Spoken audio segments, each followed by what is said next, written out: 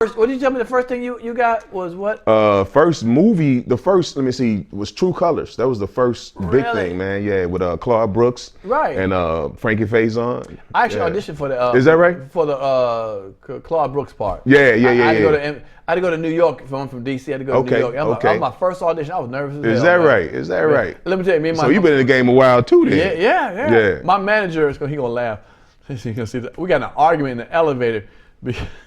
Because I wanted him to have a briefcase with him, you know, with my headshot. I want to look professional. This nigga was coming in with a sweatsuit. Like, I was like, nigga, you look like shit with me, man. I couldn't believe. I said, you ain't in a briefcase? I don't know, briefcase. I said, goddamn briefcase. Look professional. We got at least a satchel or something. Something, you know nigga. He just brought himself and shit, okay? Yeah. And to this day, we laugh about it, man. We laugh about that damn TV show. Hey, I did that. I did it with my cousin, or you know, like the one season of Martin. You know, they wasn't having me on there, right? And because I wanted more money, we was like negotiating. So I told my cousin, I said, you know what, just go in there and act like my manager. You know, she a pretty girl. She went in there and act like my manager and stuff, man. And I got the more money. Really? Yeah. And she was just sitting up there talking like she really knew what she was doing. Right. I love it. Yeah, man. It's funny. I had an office. It's not the difference. I had an office one time up in the attic when I was producing a movie, and my secretary was across from me, and I was sitting right here.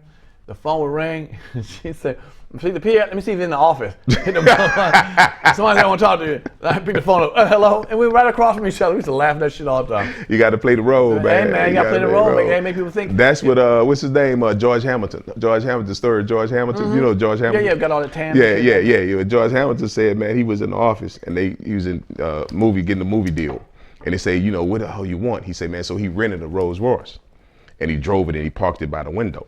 And he said, well, I think I need me another Rolls, because that one getting old.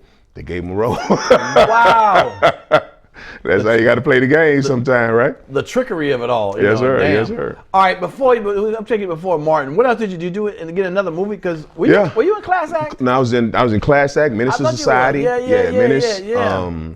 Man, I've done so many things, man, but people think that, I did so many dramatic things and, right. But people know the Martin, man. That was the strongest. Yeah. Well, you weren't do you think you were typecasted at all? Well, you know what? When it comes to our people, maybe. Okay. Right. But the other Hollywood, they don't know anything about bruh, man. So when I go and audition for these, dramatic roles, I get them.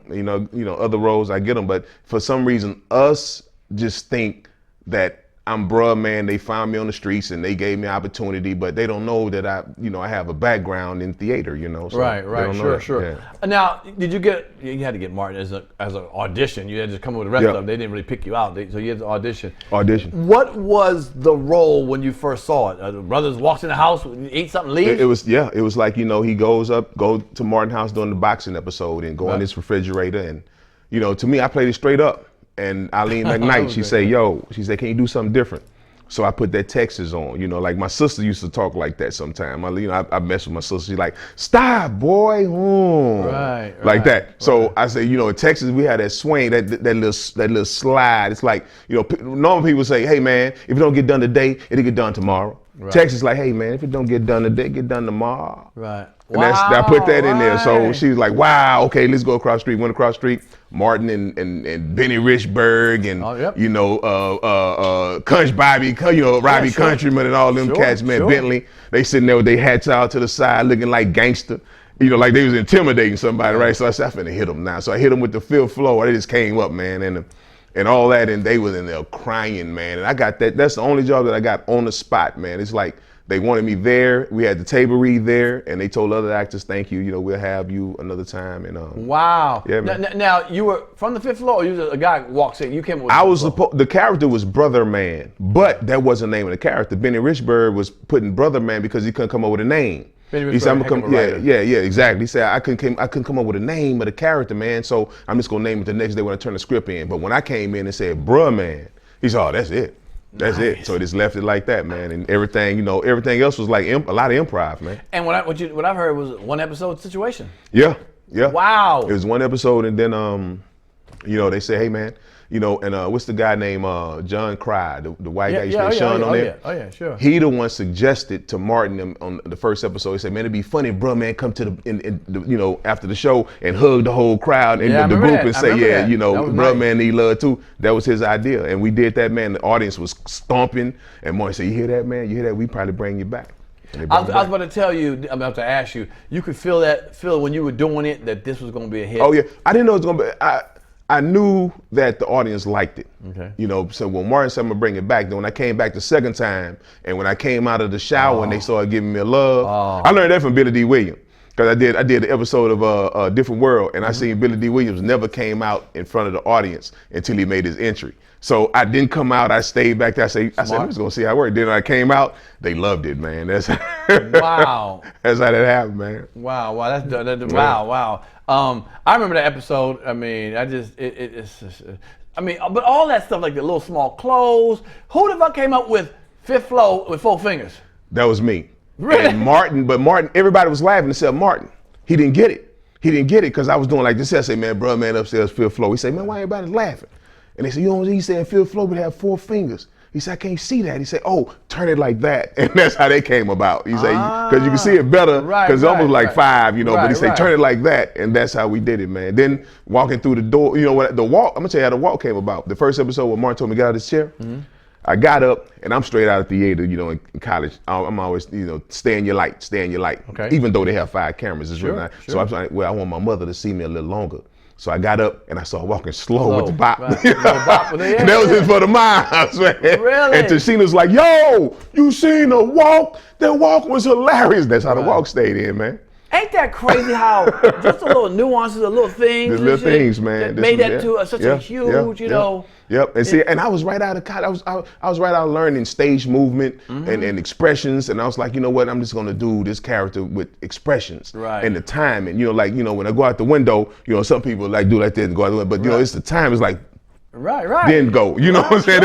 All the little bitty things. You know how. And that made it that much more funnier. Wow. And you did how many? 12 episodes? Probably 12. I think 12. No more than 13. And what, fucking 100 shows? Yeah. And you stand out like some people think you probably was a regular cast. I know a lot of people do think that, man. And you know, a lot of kids, man, they used to tell me they thought that Martin, you know, found me on the streets, and you know I was homeless.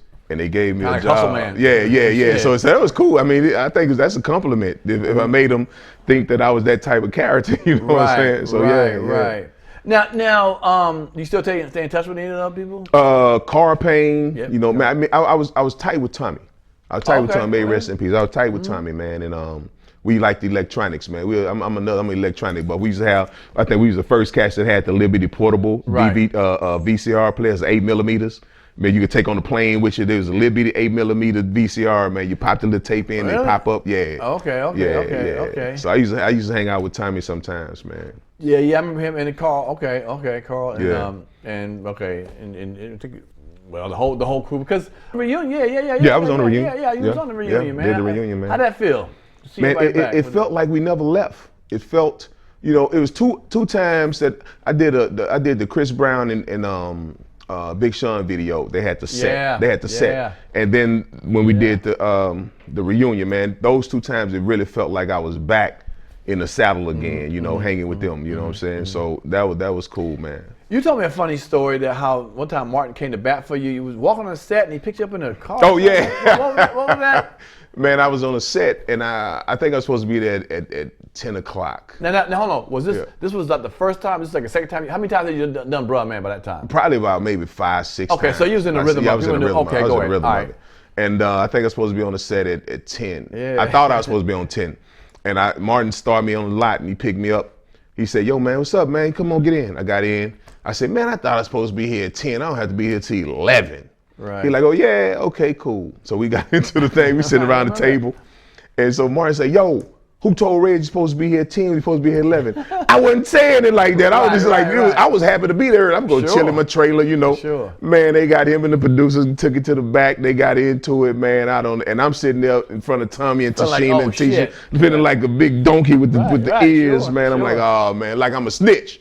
I'm like, oh man, but yeah, but it was kind of cool. He went to bat, but I didn't want him to do that though. Like that, right. You did. The producer didn't look at you differently after that. Nah. It was always cool. Matter of fact, they put me on another show, man. The show with Maestro. Okay. Yeah. Maestro had a show called The Show.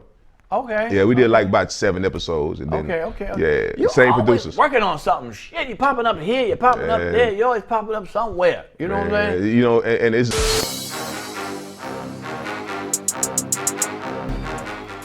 If you like that clip, hit the subscribe button or the notification bell. In fact, why don't you hit both of them?